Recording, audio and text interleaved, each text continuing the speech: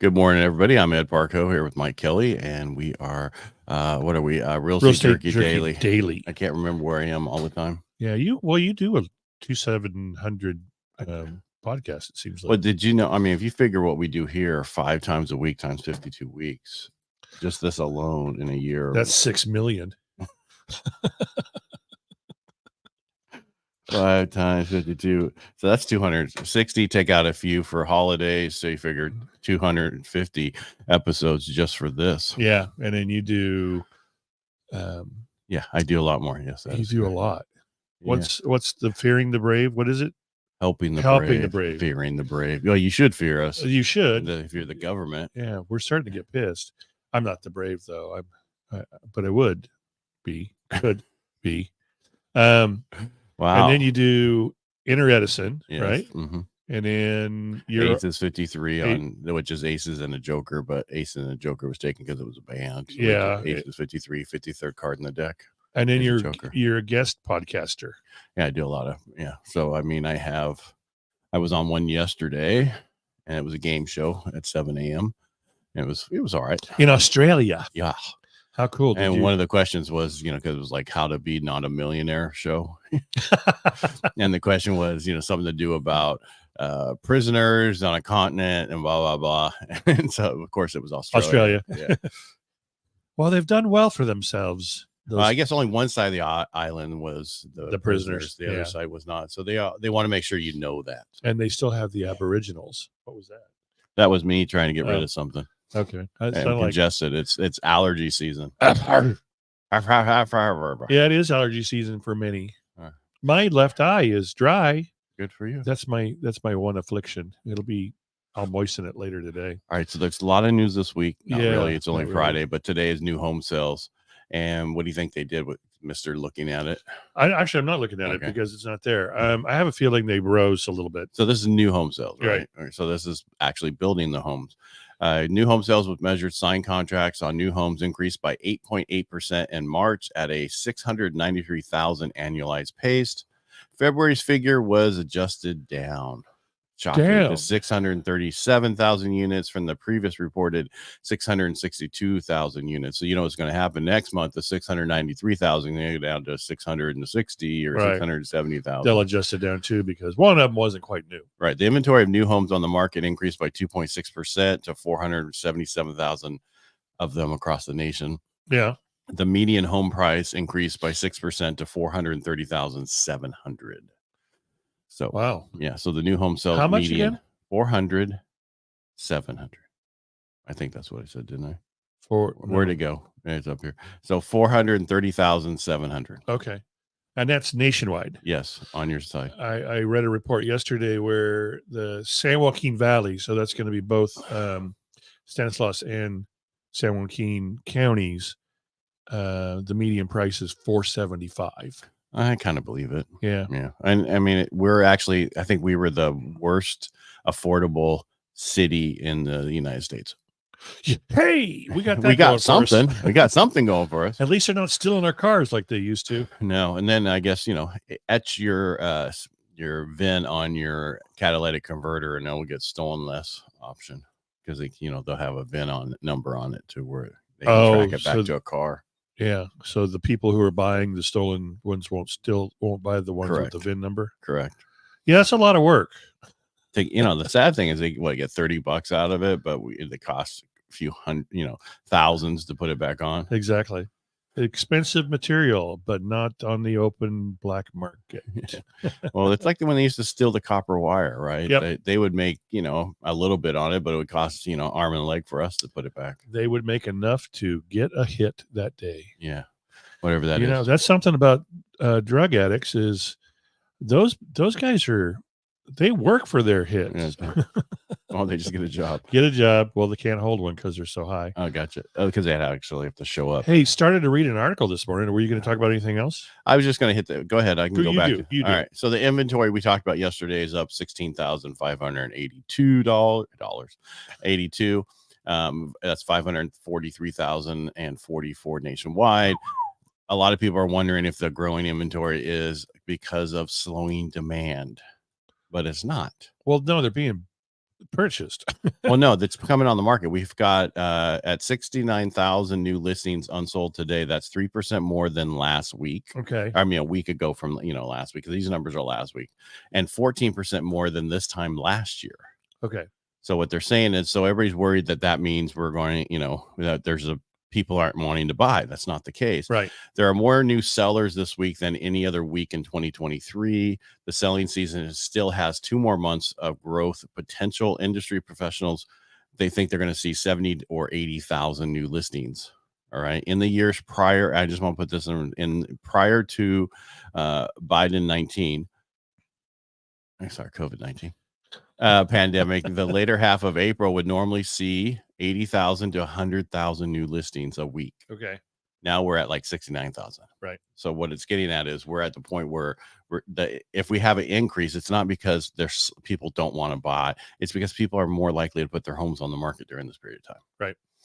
Right. They're getting to the point where they're like, well, maybe 6.5%, 7% isn't so bad if I get a better location. Well, it's about, once all the vets I talked to, I'm like, you can do the Earl, no big deal. Oh, Right. okay. No big deal for them. But, you have conventional people, and you have FHA, and you have USDA. They all have to requalify for their loan, right, but not VA. Pending sales, if we look at the sales rate, we see that there were 71,000 new contracts started for single family homes this week, which is really good. That's 3% more than last week and 7% more than a year ago. Well, and the other sales were 3% less. Yeah, but these are two separate things. I know. All right. I'm saying they're balanced out. All right. There are still 8% fewer sales happening each week than in 2022. Let's put that in perspective. Okay. But I think the last half of 2022 was bad for everywhere else, but California was October. Yeah. Yeah. So they're saying there's about 385,000 single family homes under contract. That's a 5% growth compared to this time last year. But it's still 14% less than 2 years ago. Yep. That's true. That's the truth. And they're saying the median price for single family homes under contract is now $398,000 nationwide. Yep. And that jumped 2.4% this week. And in fact, at an all new time high. Woohoo! Ooh. Yeah. The prices of homes going under contract are 6% more expensive than a year ago. Last year at this time, home prices were lower than in April 2022. Figure that one out. So in April in 23, they were lower than they were in 22 at this time. Interesting. Because I think there was a really scare at that time that the sky was falling. Yeah. Well, and all those Chicken Little videos out there telling everybody don't do anything because the market is falling was happening. Yeah. All right. So guess what it didn't do? Well, yeah. All right. So you said you're oh, I was still shocked that you were reading the article. So dude, I do every morning. I look for stuff every morning, and most of it is bull caca. Here's why I say it's bull caca is most of it is around the National Association of Realtors NAR settlement with the DOJ, which has not been blessed yet, and there's a possibility that DOJ may open this back up and say it's not enough. Actually, I think they're going to come back and say this is ridiculous. Well, that would be. I bet you that would be the smartest. Here's thing. my thing. I think they're going to come back and say if we saw there was a problem with this, we would have came after them. There was no issue. We see nothing here. Well, and that's so I'm seeing all these articles, and the one I clicked on this morning said that the way real estate is sold is going to drastically change in the next few months. And I'm like, okay, what do they mean by drastically? Click on it. Hey, if you'd like to read this article, $49 a month to subscribe. And I'm like, no, I don't even know who you guys are, so I won't do that. Guys, I just, from the bottom of my heart and my entire soul, I don't see any drastic changes. If there are changes, it's going to be realtor or agents. Oh my God. Clients will be signing a buyer brokerage agreement with a realtor, which will protect you and your commission. Exactly. And you may have to go back and call the agent and say, is the seller offering anything? And if the seller's not offering anything, you get the commission, as much commission as you can out of the buyer. You should not do business without being compensated. We're in this to be compensated. And there is so much exposure to a realtor when you do a deal that compensation kind of makes sense, just in case you have to defend yourself if you're a bad realtor later on. Well, you need to be able to defend yourself if you do. Absolutely.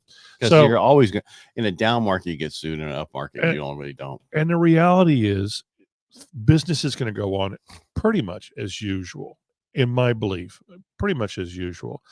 These You people, heard it here first. yeah.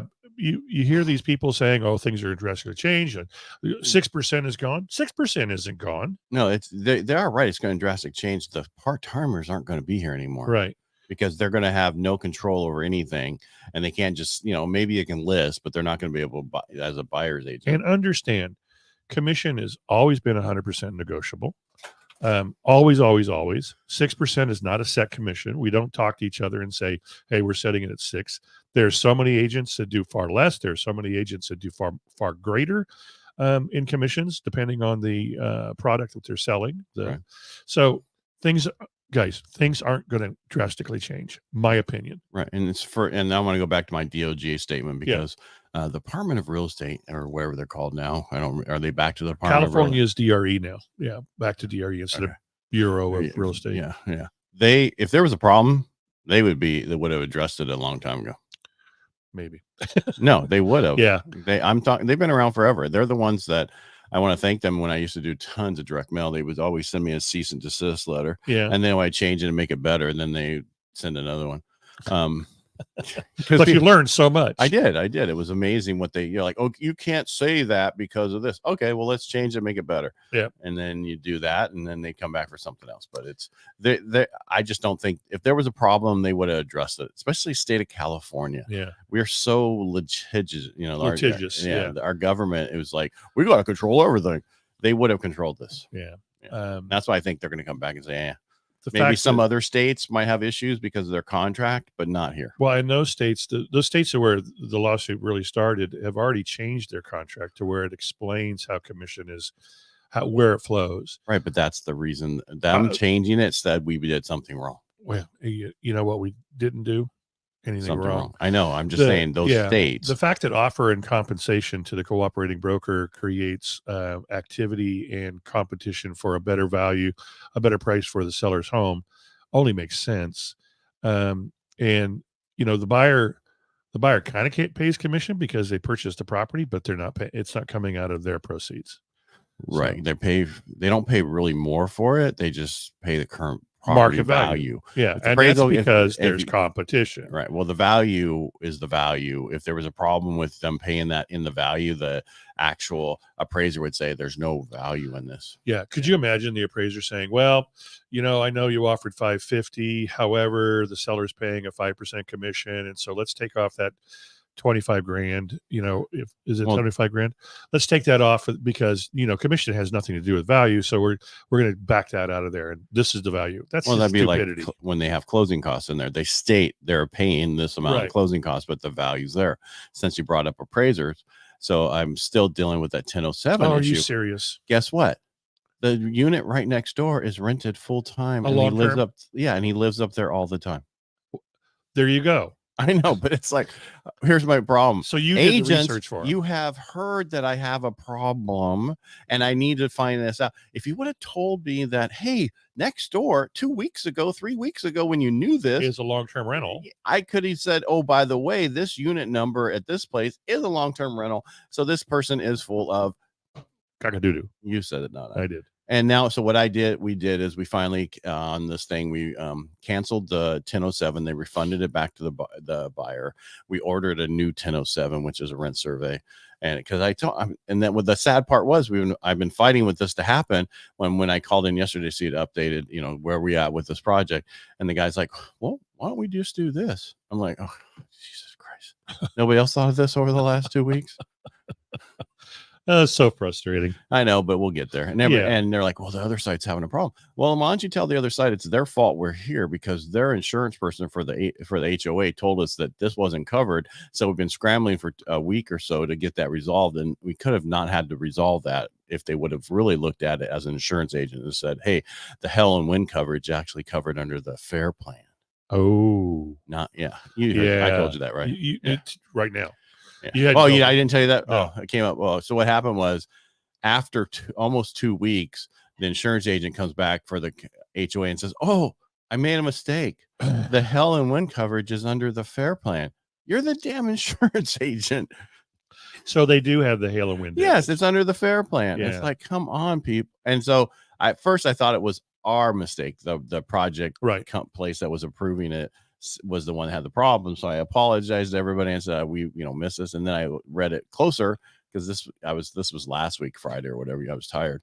And I replied back, I apologize. It wasn't our person. It was the actual insurance agent that caused this problem. Gotcha. Wow. Yeah. What are you going to do Well, if you don't even know your product? If you don't know your product. Yeah. At least you're going to get it fixed. Yeah, I know, but the listing agent who's newer or whatever, they're all like having problems because we might have to extend it another week because of them. Well, yeah, but guess what? Extended another week and close escrow. I got to have a shout out for Brad Vondrak. I saw his video this morning. Lots of great information in his little video. If you go to Facebook or what's the other one? The Instagrams. He's usually on TikTok. Yeah, he's always on TikTok. I think he's always on TikTok, but I see it on the reels of Instagram. Anyway, the reels of Tuolumne County. Yeah, he gave some great information as to what's going on with their increase in listings and increase in sales up there in TCAR. It's the same thing that's going on down here. I know, but they're a little bit slower because their time is right now. Yeah, everything gets put on the market for the next many months. Boom. And I always say wait till winter so you can cover up that deck issue. Maybe still disclose that you have a deck issue. That would but be the right appraiser doesn't see it unless they fall through it. Yeah, well, yeah. Oh, by the way, the snow underneath will hold it up. Or take it off. Yeah, exactly. Because that's what happens usually with a lot of snow up there. You see the decks fail. Yeah. Yep. Especially in that Long Barn area. Well, just even in Cold Springs. But the problem up there, Pinecrest, Cold Springs, and Long Barn all have the same address. I know. What I mean by that, it's either Pinecrest is Cold Springs or Long Barn, and Long Barn's either Pinecrest or Cold Springs. It is very confusing. Yeah, that cabin I sold in Cold Springs, it was like, wait a minute, it says Long Barn. Oh, but it's really Cold Springs. Yeah. All right. Yeah. All right. That's all I have. That's all I got. All right. We'll be back tomorrow with what do we have to talk about tomorrow? Tomorrow we'll do mortgage applications, durable good orders, and we'll do local numbers. Make it a great day. Thanks for being here. We appreciate you. If you like what we do here, just hit that subscribe.